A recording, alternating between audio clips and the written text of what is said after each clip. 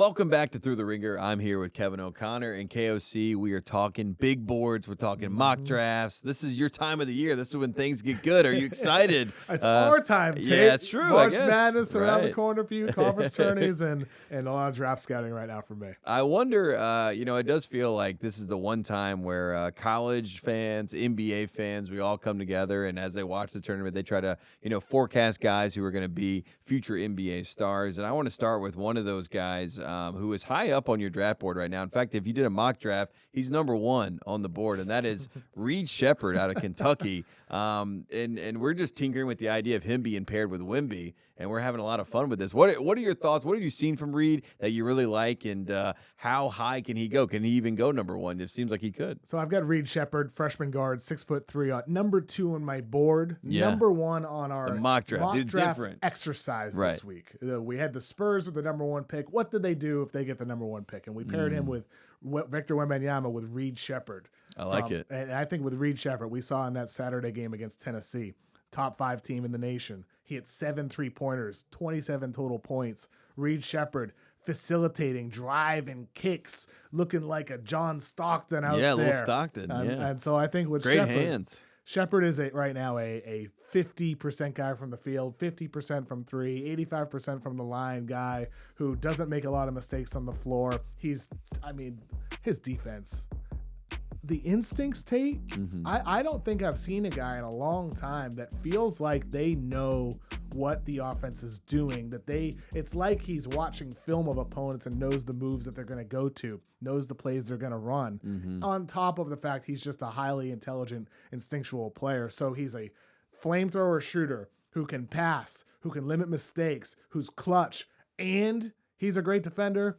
I think he's a worthy top 5 guy at worst. I think he's going to be a good NBA player. He looks like a Fred VanVleet with a better jumper at worst. Yeah. And I think with him moving forward in the NBA, I look forward to seeing how he develops. And I think I'll tell you what, if he makes a run this year in the tournament, if he has some more big games like he did against Tennessee, that's going to potentially propel them to a national championship, right? And also maybe he completely cements himself as a top 5 guy, if not number 1. Yeah, I think he's got spidey senses. That's what I call it. He anticipates things very well. He's got great stick-'em hands. The ball is just always feels secure with him, and he knows how to close out games. So, Reed Sheppard, there's a lot of things that are encouraging to see. One thing I will say as a college basketball guy, this guy should be playing at Kentucky. I know that you want him to go to the NBA, but I need more than 1 year. He's not a one-and-done guy, so I need him to come back. He's a Kentucky second-generation guy.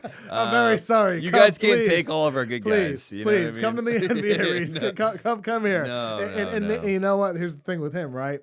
He's going to be a top 10 pick, right? Yes. And I think with him, Rick Pitino said he's a top 8 pick, which I thought that was specified top 8. top 8. Very Bill Simmons. I know, like a top 11. Right? Yeah, right. It's good. I think with Reed, he's the type of guy. I have him 1 to the Spurs. I don't think he goes 1 to the Pistons.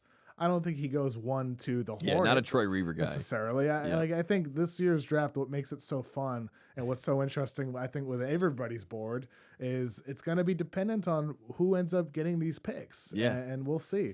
We won't know till May. And at the end of the day, Reed Sheppard is going to be a point guard. You mentioned Stockton. That's what he translates to at the next level. So if there's any confusion there, I've seen some people talk about him as an off-ball guard, but I think he is going to be the point guard. Yeah, maybe he's a little combo there. So we like doing these little spotlights on some of these guys. And Devin Carter, recruited by Frank Martin at South Carolina, which is a very tough-nosed coach, so he's been able to deal with that. Goes to Providence. His coach, Ed Cooley, decides to leave and go to Georgetown. So he's been in situations that have not been the best type of situations, and he's been able to still succeed, still thrive, loves the game of basketball. Getting better every year as a junior. And a lot of times when you don't have the infrastructure, it's tough to do that. So I think that's very encouraging as well. And we're not sure about the tournament. You know what I mean? There's some conversation to be had. Probably needs to win the Big East tournament. So if you want to see Devin Carter, now is the time.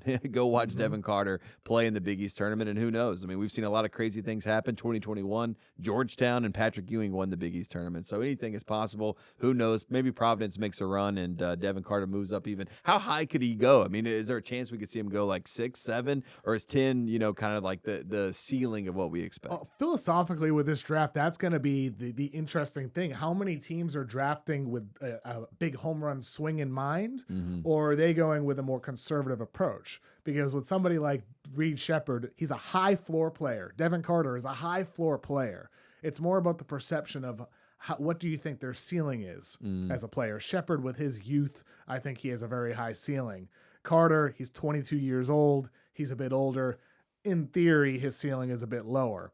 But if you're one of those teams that's a contender, you're saying if we get this guy, we could actually play him in a rotation. Away. Right. And so there's so much value in that with these guys. Devin Carter, 22 years old, can come right in right away. He's smart, intelligent. He's got an NBA body.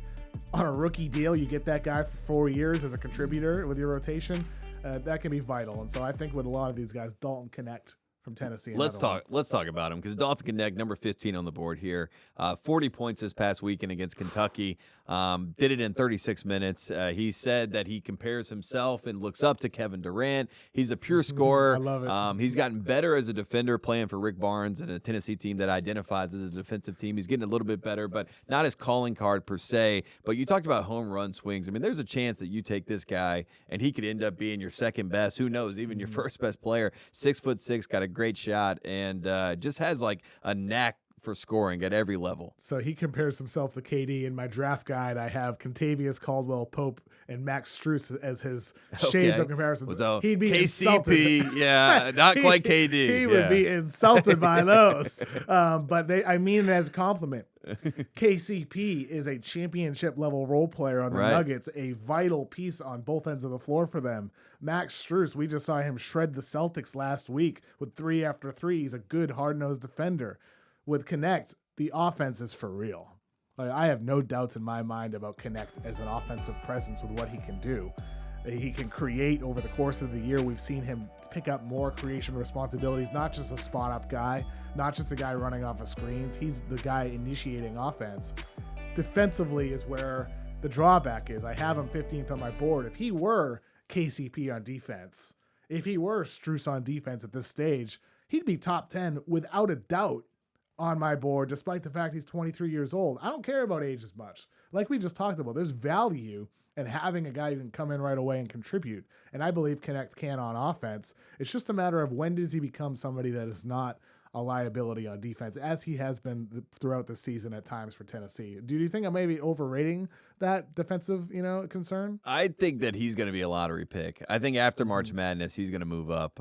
So having him at 15 right now, I think there's a world in which, he gets up into like Corey Kispert range where he goes like 9-10, somewhere in there. And I think he's just a really good player and he's really smart. And he went the hardest path to get to where he is. You know what I mean? This is a guy who's like JUCO, D2, like the whole 9 yards. He's got the story. Right. He's got the moments. He's clutch, fearless. I mean, he has all those intangibles. And he walks into a team that has a lot of tough dudes and has become the guy. And I think that also is something to keep an eye on because there is a lot of veterans, Vescovy, Sakai Ziegler, Adu. I mean, there's a lot of talented guys on Tennessee that have been there. And the fact that he came in and they say, hey, you get all the shots, I mean, that says a lot. That means that they know something that we all are starting to witness ourselves, that he's really one of those guys. I mean, one of them ones, as they say, yes. KOC. And how many times has he had those banger performances this year? Oh, yeah. At Carolina. Yes. I mean, that was an incredible game. Ends up getting, hurt late in that game. But Kansas is the only time that he really struggled, and that was early in the season. And I feel like he was kind of getting